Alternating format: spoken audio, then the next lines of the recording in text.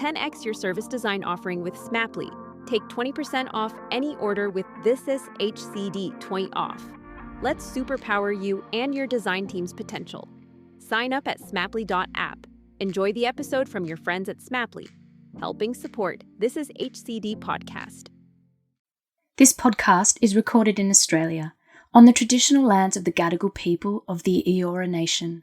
I wish to pay my respects to elders past, present and emerging, and give thanks to the knowledge they have shared.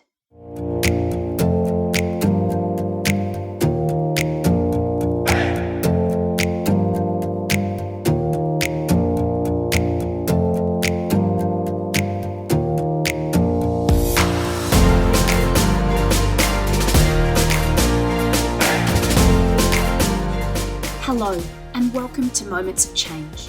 My name is Melanie Rayment, and I'm a social designer based in Sydney, Australia, and currently a director at the Australian Centre for Social Innovation. Moments of Change is a podcast dedicated to exploring the moments that we learn from as we seek to design and cultivate positive social change. In this episode, I speak with Noel Hatch, a strategist and community changemaker. Noel is passionate about mobilising the collective power and creativity of people around local places. Starting out his career helping refugees and asylum seekers, he has worked at Demos, New Local Government Network and the Young Foundation. With experiences across frontline work, service design, strategy and transformation with other UK councils. He now heads up a strategy and change at Camden Council, London. In this episode, we hear about Noel's experiences bringing coalitions of people together to experiment, at present in the face of COVID, to improve the lives of people across communities, embed that change and activate systems around important missions. I hope you enjoy this episode of Moments of Change.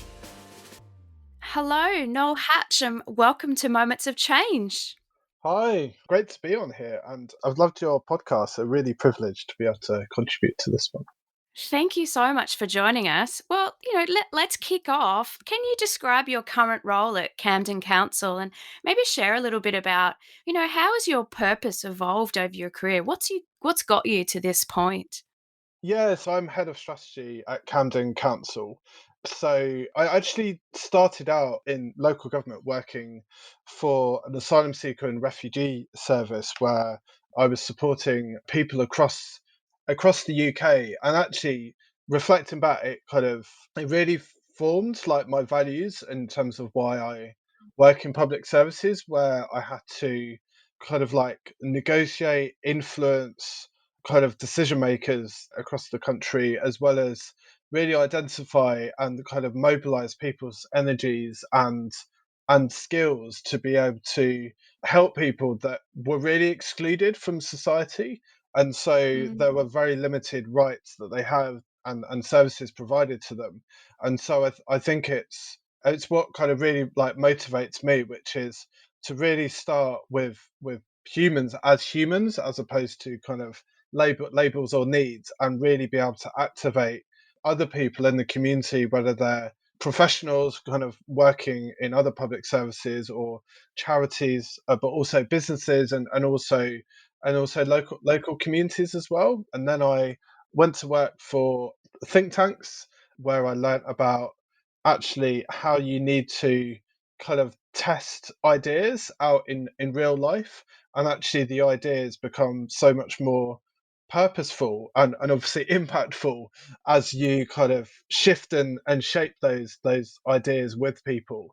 And then went to work back into kind of local government, working in service design, in transformation, in partnerships, and now in strategy. And despite all those different job titles, for me it's always been about actually how can you get under the skin of what motivates people that you're there to serve, so our residents and communities, but also other people around you, so that you can actually go beyond their own job titles. The second thing is around actually how can you bring those people together, like coalition of people to kind of to tackle a problem. And the third thing is how do you create those rhythms and rituals that make them want to kind of be able to test ways of tackling those issues and be open about, sharing what could be improved, and then like wanting to be the advocates for tackling that issue in their own organisation and communities to embed that change. And so that's kind of that's what obviously what I do now, but it's kind of what I've learned since I started in a very frontline role back then. Interesting. I love that, you're talking about the sort of how to get under the skin of motivating people and to create that support for the coalition and across the communities and across a variety of stakeholders. Tell us a little bit about, for those people who don't know Camden in itself. It's such a unique place, and I've been following the local government authorities, the work that you're doing. It is quite progressive, it's diverse, you're working with a lot of really interesting people. Just tell us a little bit more about the unique place that you work. Yeah, so Camden is in the centre of London. It features kind of neighbourhoods like Covent Garden, which is the heart of a theatre, to King's Cross, which is, probably the most connected station in UK, to kind of distinctive neighbourhoods like Camden Town, which people might recognise, to other neighbourhoods, which all got their distinctive neighbourhoods. And I think what's unique about Camden is that, like other places, it's got those distinctive neighbourhoods with very strong identities and very strong kind of social capital in their own right as a result of those identities. And the if we take Camden Town, for example, that rebellious identity hasn't been created by an institution, let alone a council, Mm, but has been created by a variety of different communities, and kind of creates its own economy and its own movement. But then linked to that, we've got some of the, kind of the most important cultural and political and economic institutions in the country, because we're in the centre of London, and some big international companies as well, like Google and Universal.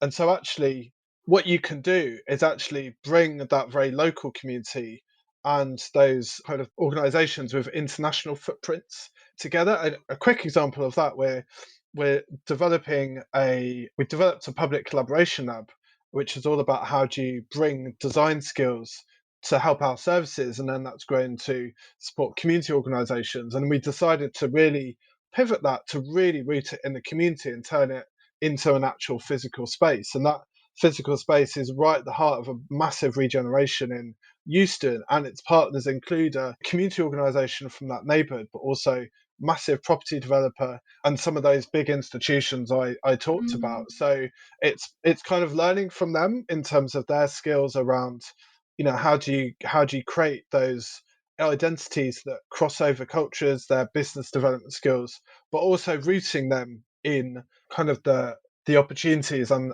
the challenges of a very local community centered around a very practical experiment. And that's obviously just one kind of lens into Camden, but kind of does tell that story of like what you're able to do when you can bring very different types of organization and community together. Excellent. Thank you so much for sharing. Actually, here's a bit of trivia that I didn't share with you before recording. I actually come from Camden in Australia, which was traditionally called Barragal, on the sort of meeting grounds of the Darug, Tharawal, and Gundagara people. And so when I was 21, the first place, doe-eyed off the plane that I turned up to was Camden Town at about 10 a.m. on a Sunday morning. So you can imagine the experience that I had on a Sunday morning there. We were talking before about, you have been working in a very particular context over the last year, and working in that sort of emergency response. How would you describe that, the sort of the future role of the local authority, and how you've managed to apply your ways of working to the situation at hand? Yeah, so I think going into the pandemic, my team had kind of built up a way of working which really started from being very embedded in the services and increasingly the partners that we were working with, which meant that actually, rather than kind of going into a service and helping them develop a strategy or kind of embed change, we were already glued into how they worked and kind of like what their needs were.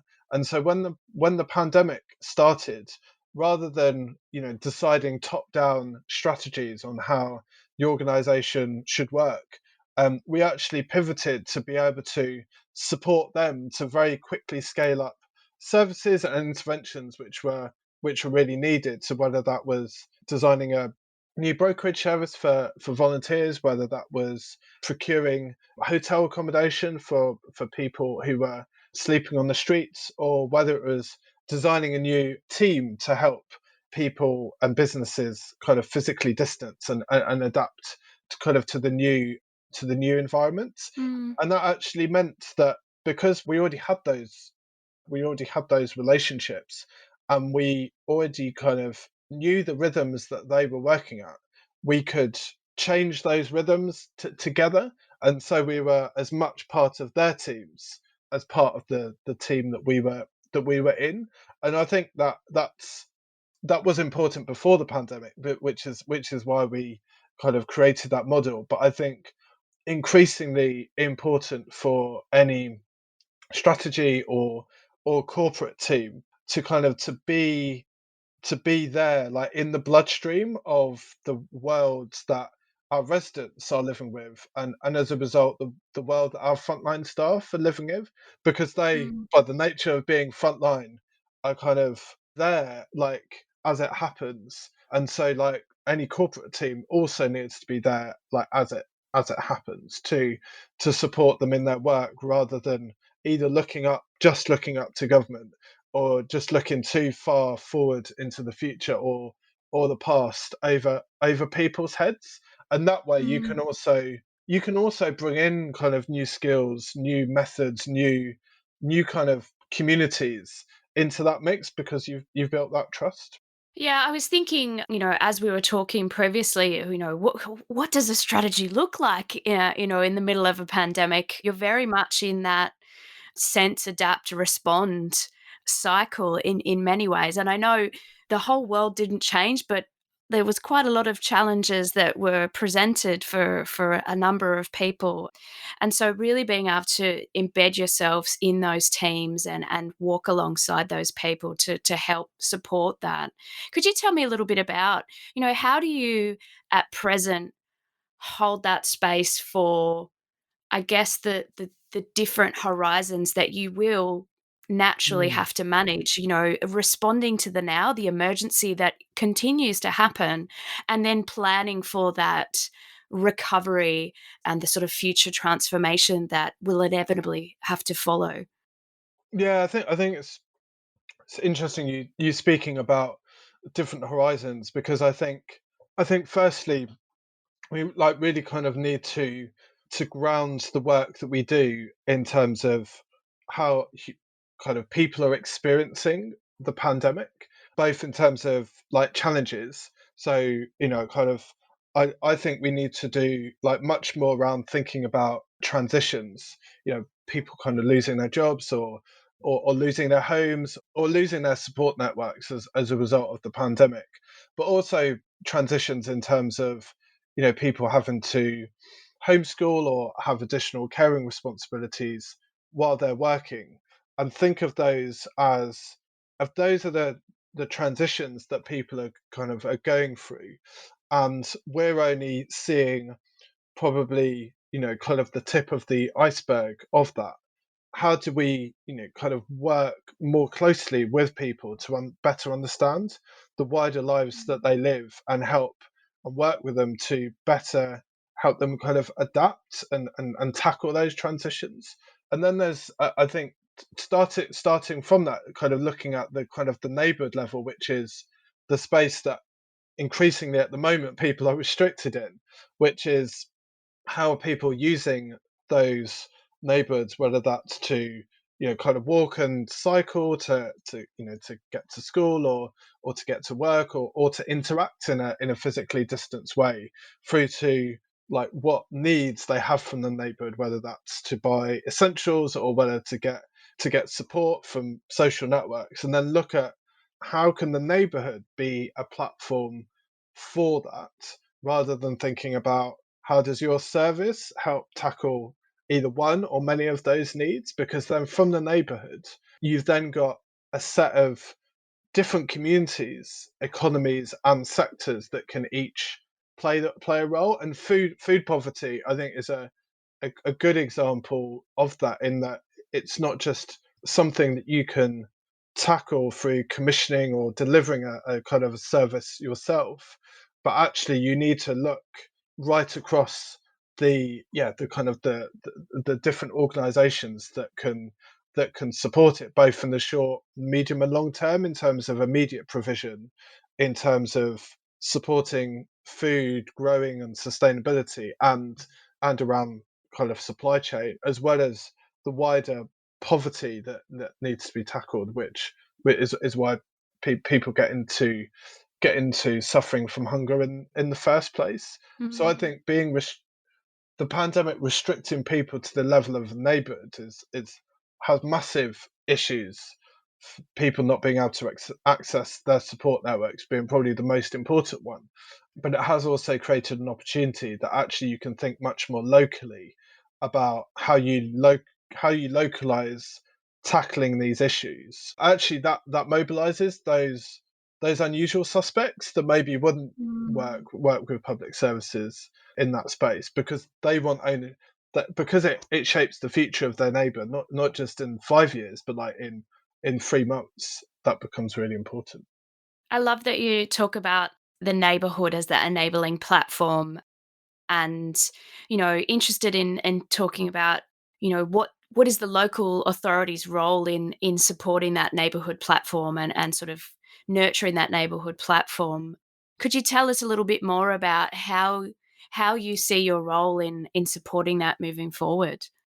Yeah, so I think there's a need to not necessarily like develop a vision, but actually to kind of to tell a story about kind of what the neighborhood is, and like where it comes from and what it wants to become. So when I was talking earlier about Camden Town having that very rebellious identity, that is the energy that like makes Camden Town like what it is. It's not like a strategic document.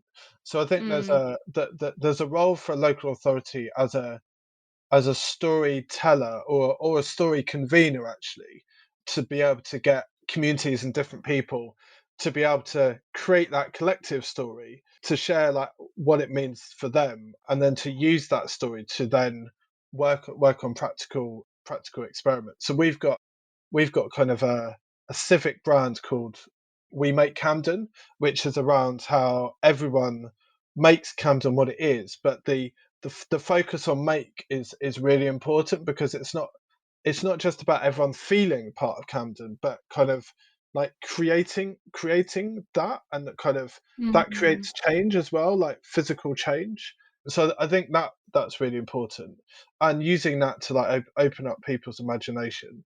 I think that the kind of the second thing is around is rather than working in a transactional way, i.e., paying organizations to provide services, or getting businesses to do what businesses traditionally do, is actually create the platforms around like missions that everyone wants to mobilize around. So we've done that around kind of the climate crisis.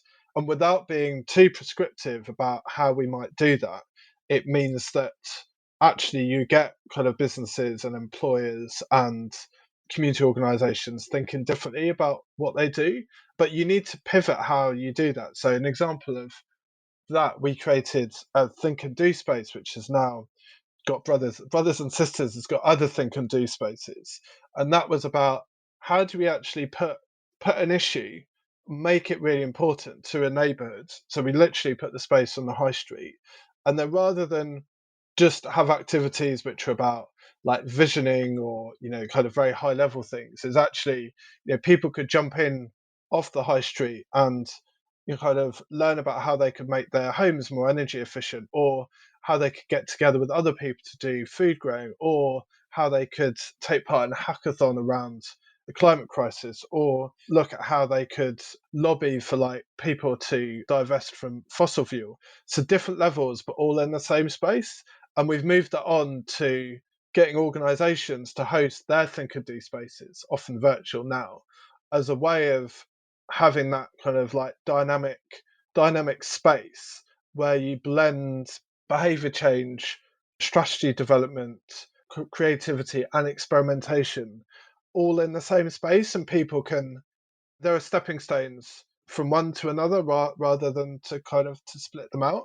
And having that on the high street kind of just means that it doesn't look like it's a council doing it. It's an inclusive space that people can come into.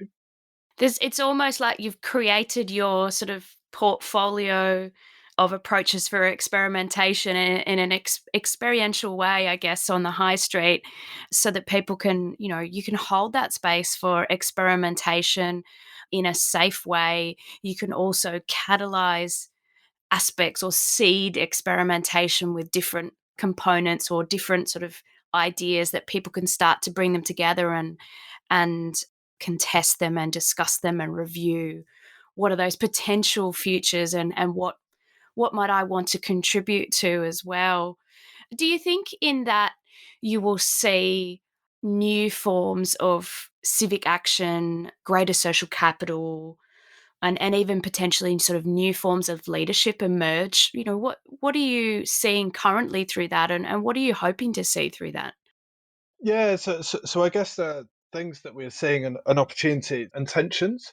So I think in terms of the way we curated kind of that space and other opportunities is as much about being able to give a platform for people using different types of methods to organize people, to be able to experiment, to be able to storytell, Mm. as much as using our role and kind of levers to bring in other people, whether that's other communities or other organizations who want to be part of the party, kind of so to speak, and then they're more likely to shift their ways of working.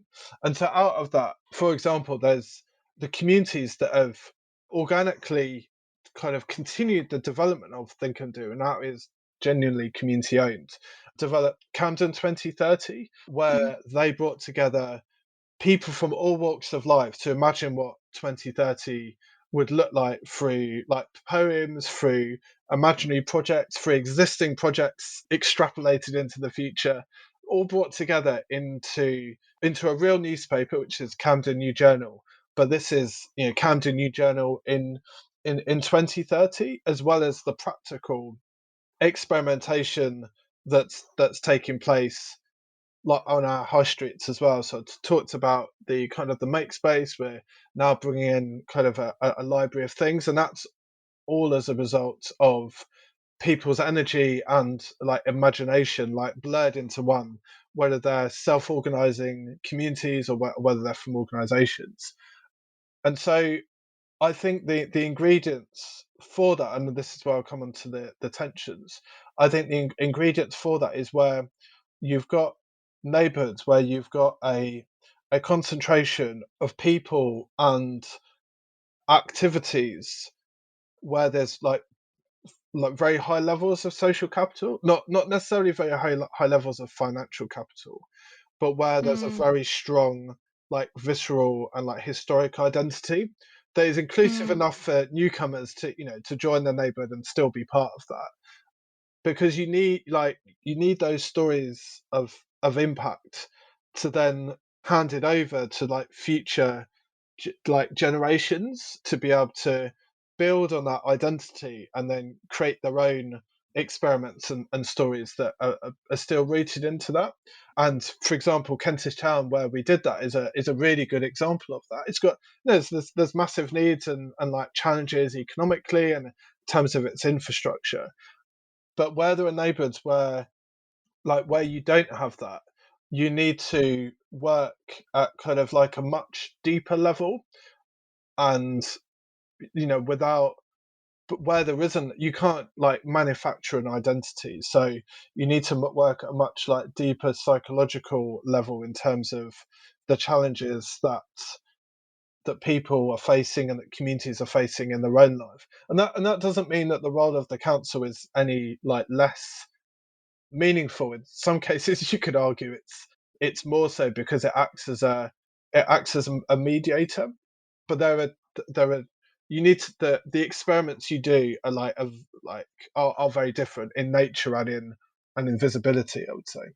With those sort of the variety of experiments that you are undertaking with community and the storytelling and looking towards the future, I suspect that now more than ever that ability to tell stories will bring such value to the community in regards to surfacing traumas. Often some of them were there before, and this particular event has sort of magnified that for people to be able to sort of see the strengths and connect with the strengths of their community and themselves, and really think about, well, what is the future for ourselves, and provide that hope. We were speaking before the show about Camden Council trying to hold that space for imagination and providing hope. Can you tell us a little bit more about what that looks like? Yeah, no, absolutely. And this started before the pandemic. So I'll give a couple of examples. So when we started wanting to prioritize the use of design as a skill to help improve our services, we worked with Central St Martin's, a university which is based in Camden, and which you don't forgot is world famous. It is one of the top design universities in the country, if not globally. And initially, that was support to help them redesign services and improve those services.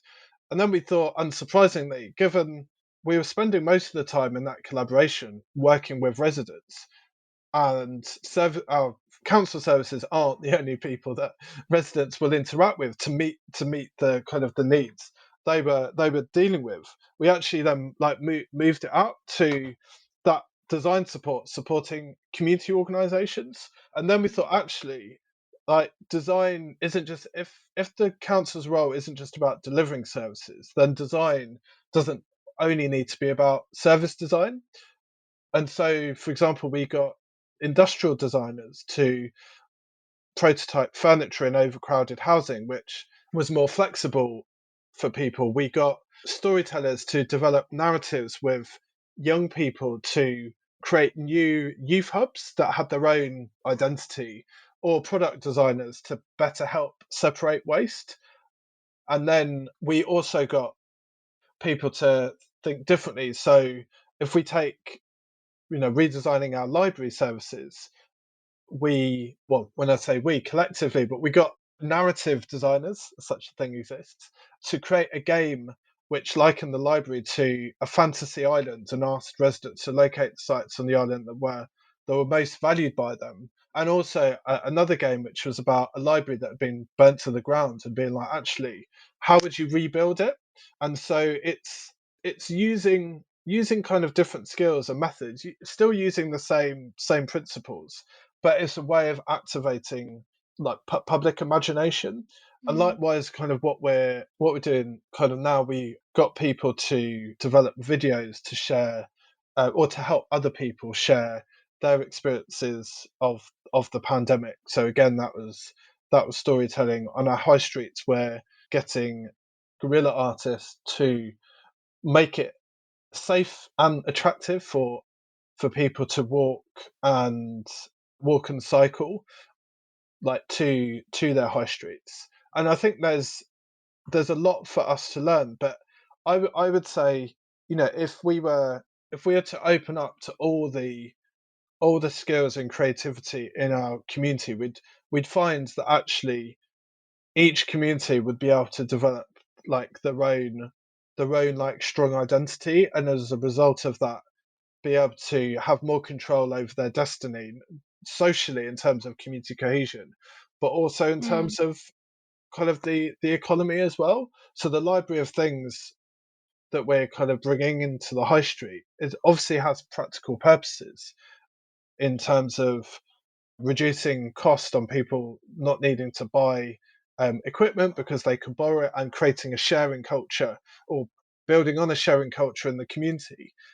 But it also has a prefigurative element, which is, okay, so if we've got a kind of a make space that we've already got, if we've got a think and do space, which is kind of like, looks like a high street shop, but actually you can learn about things, you can develop things, and you can hack things, and now you've got kind of a library of things.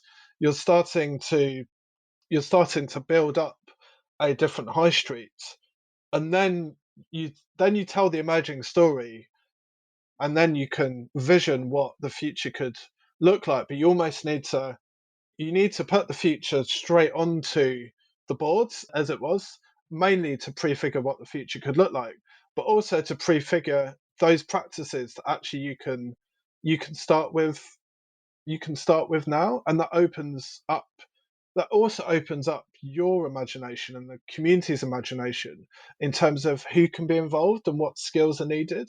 So you don't need to be someone running a charity to work with a council, or running or being a big employer. You can be a furniture maker, you can be a community organizer, you can be a fine artist.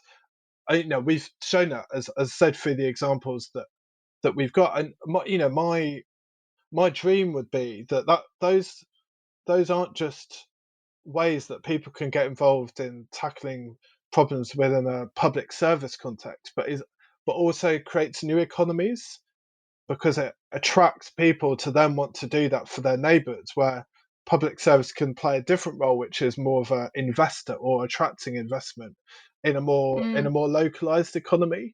So yeah, that's kind of how I see, like, how we can bring the future closer to home, and put it on the board, well, put it on the high street, to start testing that out. So, Noel, let's turn to your moment of change. What have you brought to share with us today in regards to where have you observed something that has had a shift for the positive that you've seen in the vast amount of work that you've been doing across the years? Yeah, so I think there's been a kind of an evolution, and I'll use that Camden 2030 example of where communities have come together to envision the future, and not just ask the council to be involved, or ask the council what it thinks Camden 2030 should be, but actually like take on almost public service roles, which is for them to curate amongst their own communities, and to open up the imagination, and to bring those different skills in themselves. And I think that kind of like moment of change. We saw that through, like through the mutual aid groups, and through people kind of self-organizing to make kind of protection equipment as well. And so I think kind of the moment of change, and I think where public services need to not think differently, but to kind of also think about, is actually role in shaping the economy, and creating and supporting experimental economies, particularly with many sectors having to reinvent themselves. And I go back to the high street, because it's a very visual way of talking about the economy, because everyone needs to go onto the high street at some point in time, whether that's to buy some loo roll, or some food, or whatever it might be. And so I think kind of that moment of change, as well as people creating play streets where they were closing down the streets because no one was using their cars anyway, and Mm. reclaiming those streets for play, which pre-exists the pandemic.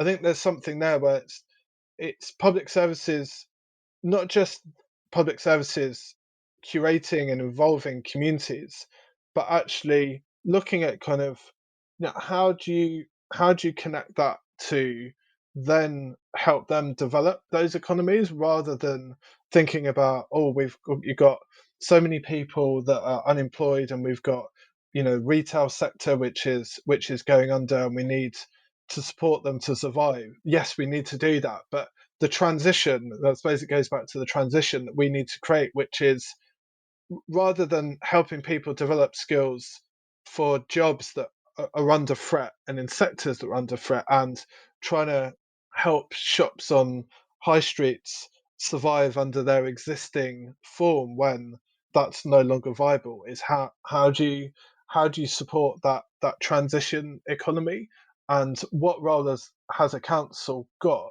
with other people to be able to create those new roles, and mobilize the energy that those different new, maybe new communities are bringing to the table, to say, we will support you to embed that, and so you're not just making it something that you're helping out for the community.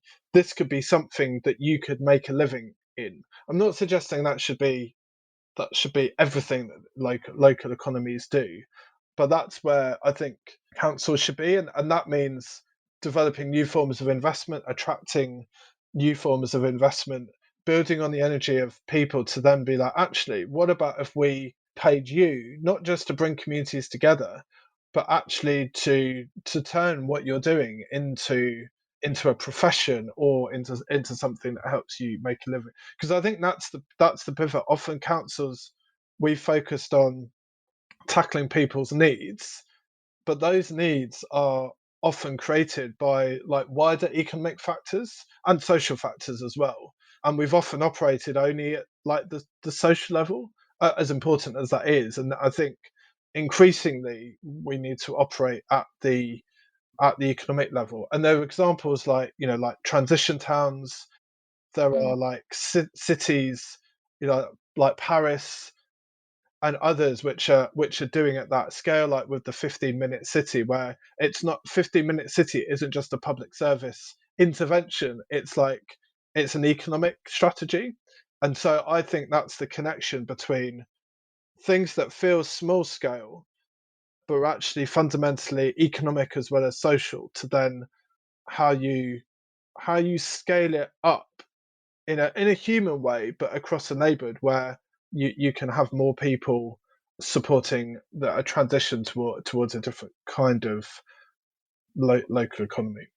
In seeing that sort of positive mobilizing of, the co-creation of that value, and creating the conditions for communities to lead and come together, if you reflect back on those moments, what is it that you think that you learn in regards to your practice about that you would take into the future to be able to sort of support that again? So I think the first thing, and this is, I guess, took place, particularly during the pandemic, is to be open and vulnerable. And that was particularly the case during the pandemic, because when we were speaking with people about a particular issue, whether they were whoever they might be in our local neighborhood, we started off by our own like personal situations, in terms of like how Mm, we were feeling about it, and how we were like dealing with it. And that, when I go back to what I said at the start about getting under the skin of people's motivations, I think during the pandemic, you probably need to start even earlier than people's motivations, but by where people are, like personally, yeah. because I think the whatever change, like we need to work together to navigate at a kind of, let's say, a neighborhood level or an issue based level.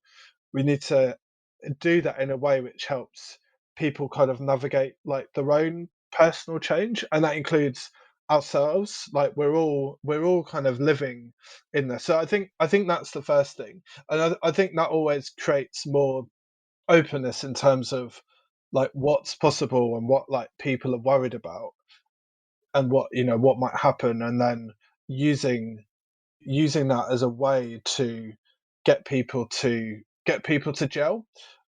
And a quick example of that is kind of a collective called ULab, which is a global collective which gets groups to think about prototyping and testing issues, but also to think on a personal level about what issues they're going through personally and how they can support each other.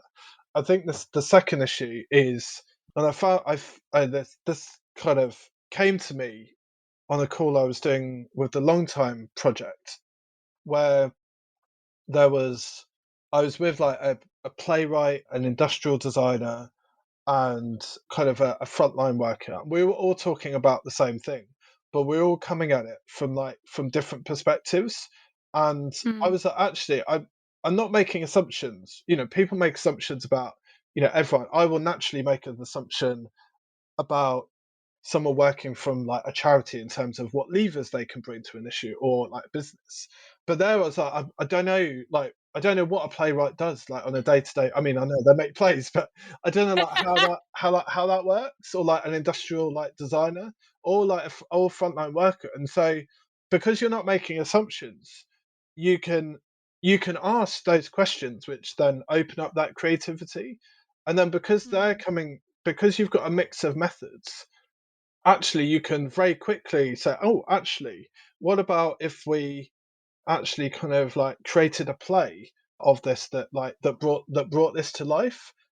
And that's not just an idea. You've got someone in the room that can actually do that, and those other Mm. people that can do that. And likewise, a frontline worker could be actually that would be really helpful in terms of tackling this issue that I've seen in the community, and actually it's really difficult to talk about that issue, but maybe like oppression theatre is a way of doing that. And so the possibilities go from like conceptual to like very real, like very very quickly. And then the third thing is, I think that when you get those different practices like implemented like on the ground, you're taking a more inclusive approach, because no one method can be representative as much as we'd like it to. But when you see, actually, oh, here's a play that you can take part in, or here's some like furniture that you can like build, or kind of design or Mm. customize or paint. Actually, those are different ways that also bring to life what the neighborhood is, before them being ways of tackling an issue. And so you're not saying you're moving on from saying let's tackle this issue, which is absolutely important, to let's come together in quite a convivial way. And so someone who's got acting skills that maybe says, "Oh, I don't know how to tackle food poverty, but like I'm really up for like telling a story," then finds that they are tackling food poverty through a play. Or someone who's like, "Actually, I don't know how to like make furniture for like a kind of an allotment," actually is up for like dabbling with a bit of paint. And you can't work that out like in advance, but you need to open up the different disciplines and methods and skills, and kind of bring them together, but also go into their spaces as well, so that you're being more open and curious, because we don't know what the future will look like. So we need to create the future that we want, but we need to create it. We can't just imagine it on a page. We need to create it and then interact it with real life, and real life and people will react back to it and say whether they like it Mm. or not, and and make it different. I love that. I heard in there about you learning about having to sort of turn up and be open and vulnerable, and learning how to meet people where they actually are, and provide that sort of guidance in helping people support each other to navigate the road ahead, which I think is a really important step, is that you start to see the power of that collaborative and community support. And I loved the sort of the don't make assumptions, and sort of just change through action as well, and sort of using those transition moments and those little stepping stones to sort of gather that momentum moving forward, and so that you can bring those communities together to lead. No, we're coming to the end of the show, and I want to thank you for coming on and sharing what is some really amazing work that's been happening over in Camden. as you look across for 2021, what's that thing that you're really sort of that learning that you're taking forward into this new year? So I think there's something, and it might feel strange given that we're kind of restricted in terms of our like physical physical movements, but I think there's something which is particularly for public servants is to be open and curious and kind of go out into their neighborhoods. That include physical neighborhoods, but also like virtual communities in their local area, or like in their sector, to kind of to discover not just like what people are talking about or what people are doing, but to get a sense of the rhythms that people are at. Because I think what will be really important, given that like we don't know like what is going to happen, is to be able to work in a way which people can work at the right rhythm. So not being too like overwhelmed, but also having that kind of that pace and energy to move things forward. I think the kind of the second thing is around being able to give people hope. And I think that's why experimenting physical interventions where people live, particularly given people are restricted to their neighbour, they're more likely to see it than if they were commuting, is really important, because it gives people hope, and it also it gets people to kind of to think differently, and use those as intervention points as well, Mm. Mm. which might not be your like usual in like intervention point. So if there's an empty space on like your high street, that is a really effective intervention point.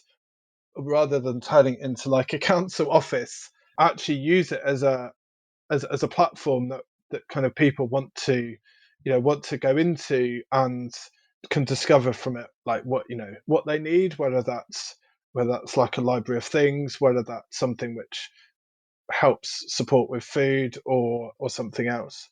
And I think the third thing, I think, is around looking out to identify what are there's something, and this kind of might feel technical, but I think there's something about thinking of starting with supply chains, so starting with things that are like most the basics and most essentials like for people. So if we take food as being a very essential like thing that people need, actually how can you start like from that and think about the supply chain, to then think Mm. about how you might transform your neighborhoods, but rooting that in local communities. And I mean, food is a really good example, because you can think about production, you can think about how you might localize delivery in a more environmental way, but also kind of like creates jobs, thinking about like production like in a different way, and more sustainable and more affordable.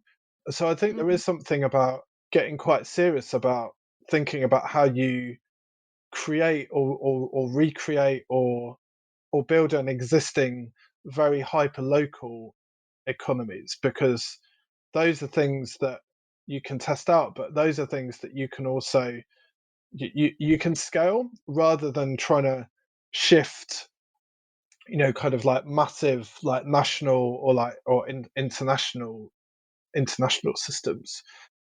And that work, I think, is really early on, but I think it's work that councils like need to do, because I think there's massive opportunity there. And if you were to piece the different bits of that jigsaw, you'd find that in your local neighborhood you had emergent examples of all the different things needed in that supply chain. There'll be some gaps, but you could piece those together, and that feels as important an investment as it is commissioning a service which tackles the symptoms of that issue. So Mm. I think that's an area of where we need to get to. Obviously, there's so many challenges that there are other things as well, but those are probably the three that I'd pick. Awesome. Well, thank you so much for joining us today on Moments of Change. And I wish you all the very best and the community the very best for the 2021. Likewise, it was a pleasure, and thanks again for inviting me. So there you have it. I hope you've enjoyed this episode, and if you would like to be a part of the conversation or the community, hop on over to thisishcd.com, where you can request to join the Slack community and help shape future episodes, connect with other designers around the world, and join the newsletter where you can win books and get updates. Subscribe to content on Apple Podcasts or Spotify and listen to any of our other podcasts, such as Getting Started in Design and Bringing Design Closer with Gerry Scullion, Power of 10 with Andy Pillane, Decoding Culture with Dr. John Curran, Prod Pod with Adrian Tan, Ethnopod with Jay Husbrook, Moments of Change with myself, Melanie Rayment, and Talking Shop, our community podcast.